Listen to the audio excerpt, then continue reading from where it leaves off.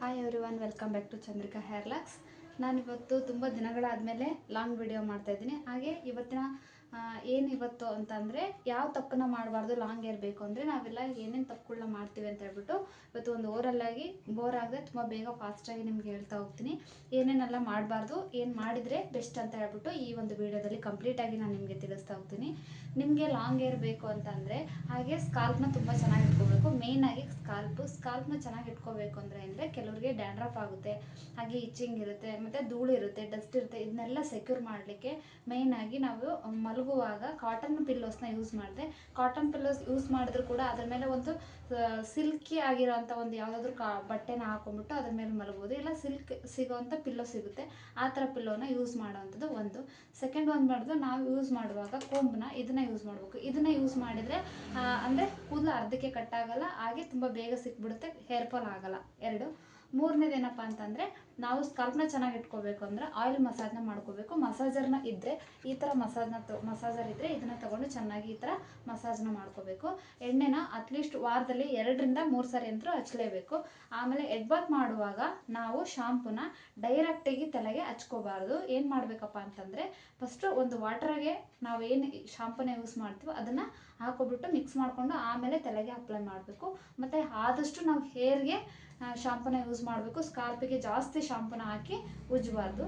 ಮತ್ತು 4th one ಆಯಿತು. ಮತ್ತು 5th ಒನ್ ಏನಪ್ಪ ಅಂತಂದರೆ ಇಷ್ಟೆಲ್ಲ ಮಾಡೋದ್ರ ಜೊತೆಗೆ ನಾವು ಫುಡ್ಡು ನ್ಯೂಟ್ರಿಷನ್ ನಾವೇನು ತೊಗೋತೀವಿ ಅದು ತುಂಬ ಇಂಪಾರ್ಟೆಂಟ್ ಆಗುತ್ತೆ. ನಾವು ಓರಲಿ ಬಾಡಿಗೆ ತುಂಬ ಚೆನ್ನಾಗಿರೋಂಥ ನ್ಯೂಟ್ರಿಷನ್ ತೊಗೋಬೇಕು. ಅದ್ರ ಜೊತೆ ಪ್ಲೆಂಟಿ ಆಫ್ ವಾಟರ್ನ ತೊಗೋಬೇಕು. ಇದನ್ನು ತೊಗೊಳೋದ್ರಿಂದ ಹೇರು ತುಂಬ ಚೆನ್ನಾಗಿ ಗ್ರೋತ್ ಆಗುತ್ತೆ, ಹಾಗೆ ಹೇರ್ ಫಾಲ್ ಕೂಡ ಆಗಲ್ಲ.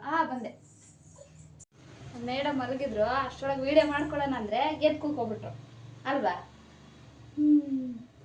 ನಾನು ಹೇಳಿದ್ನಲ್ವ ಇಷ್ಟೆಲ್ಲ ಫಾಲೋ ಮಾಡಿ. ಹಾಗೆ ಇದ್ರ ಜೊತೆಗೆ ನಾವು ನ್ಯೂಟ್ರಿಷನ್ ಏನು ತೊಗೋಬೇಕು ಅಂತ ಹೇಳಿದ್ನಲ್ವ, ಅದು ಏನಪ್ಪ ಅಂದರೆ ಡ್ರೈ ಫ್ರೂಟ್ಸ್ನ ಚೆನ್ನಾಗಿ ತೊಗೋಬೇಕು. ಅಂದರೆ ಡೈಲಿ ಒಂದು ಲಡ್ಡನ್ನ ಮಾಡಿಟ್ಕೊಂಡು, ನಿಮಗೆ ಓಲ್ಡ್ ವೀಡಿಯೋದಲ್ಲಿ ಚೆಕ್ ಮಾಡಿ ನಿಮಗೆ ಸಿಗುತ್ತೆ.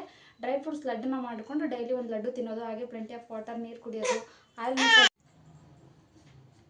ಡ್ರೈ ಫ್ರೂಟ್ಸ್ ತೊಗೊಳೋದು, ಇದೆಲ್ಲ ಮಾಡಬೇಕು. ಹಾಗೆ ಪ್ಲೆಂಟಿ ಸುಮ್ಮನೆ ಮಗ ಆತೋಗುತ್ತೆ. ಹಾಗೆ ಮತ್ತೇನಪ್ಪ ಅಂದರೆ ವೆಟ್ ಕೂದಲನ್ನ ಕೂಂಬಿಂಗ್ ಮಾಡೋದು ಕೆಲವ್ರಿಗೆ ಅಭ್ಯಾಸ ಇರುತ್ತೆ. ವೆಟ್ ಕೂದಲನ್ನ ಯಾವತ್ತೂ ಕೂಂಬಿಂಗ್ ಮಾಡ್ಬೋದು, ಸ್ವಲ್ಪ ಡ್ರೈ ಮಾಡಿಕೊಂಡು ಆಮೇಲೆ ಮಾಡ್ಕೋಬೇಕು. ಆಮೇಲೆ ಜಾಸ್ತಿ ಹೀಟನ್ನು ಮಾಡೋದು ಆ ಥರ ಎಲ್ಲ ಮಾಡಬಾರ್ದು.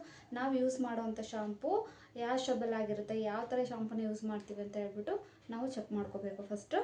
ಆಮೇಲೆ ಹರ್ಬ್ನ ಜಾಸ್ತಿ ಯೂಸ್ ಮಾಡಬೇಕು. ನನ್ನ ವೀಡಿಯೋದಲ್ಲಿ ನೋಡಿ ನಾನೆಲ್ಲ ಹೋಮ್ ಮೇಡೇ ಮಾಡ್ಕೊಂಡಿರೋದು. ಹಳೆ ವೀಡಿಯೋದಲ್ಲಿ ಒಂದ್ಸರಿ ಚೆಕ್ ಮಾಡಿ ಹರ್ಬ್ನ ಯೂಸ್ ಮಾಡಿಬಿಟ್ಟು ನಾನು ಆಯಿಲ್ ಆಗಿರ್ಬೋದು ಅಥವಾ ಹೇರ್ ಸ್ಮೂತ್ನಿಂಗ್ ಆಗಿರ್ಬೋದು, ಲಾಂಗ್ ಹೇರಿಗಾಗಲಿ ಬೇಬಿ ಹೇರಿಗೆ ಎಲ್ಲದಕ್ಕೊಂದು ಪ್ರತಿಯೊಂದಕ್ಕೂ ಒಂದೊಂಥರ ವೀಡಿಯೋಸ್ನ ಮಾಡಿದ್ದೀನಿ. ಸೊ ನೋಡಿ, ಇದು ಕೆಕ್ಕೆ ಮರದ ಒಂದು ಕಾಯಿ. ಈ ಕಾಯಿನ ಯೂಸ್ ಮಾಡಿ ಲಾಸ್ಟ್ ಟೈಮ್ ನಮಗೆ ಹೆಡ್ಗೆ ಯಾವ ಥರ ಒಂದು ಆಯಿತು ಹೆಡ್ಗೆ ಯಾವ ಥರ ಅಪ್ಲೈ ಮಾಡ್ಬೋದು ಅಂತ ಹೇಳ್ಬಿಟ್ಟು ನಾನು ನಿಮಗೆ ಲಾಸ್ಟ್ ವೀಡಿಯೋದಲ್ಲಿ ತೋರಿಸಿದ್ದೀನಿ. ನಿಮಗೆ ಇನ್ನೂ ಏನಾದರೂ ಹೆಚ್ಚಿನ ಮಾಹಿತಿ ಬೇಕಪ್ಪ ಅಂತಂದರೆ ನನಗೆ ಕಮೆಂಟಲ್ಲಿ ತಿಳಿಸಿ. ನಾನು ನಿಮಗೆ ಏನು ಬೇಕೋ ಅದನ್ನು ನೆಕ್ಸ್ಟ್ ವೀಡಿಯೋದಲ್ಲಿ ಅಪ್ಲೋಡ್ ಮಾಡೋಕ್ಕೆ ಒಂದು ಹೆಲ್ಪ್ ಆಗುತ್ತೆ. ಹಾಗೆ ನಿಮ್ಮ ಸಪೋರ್ಟ್ ಹೀಗೆ ಇರಲಿ.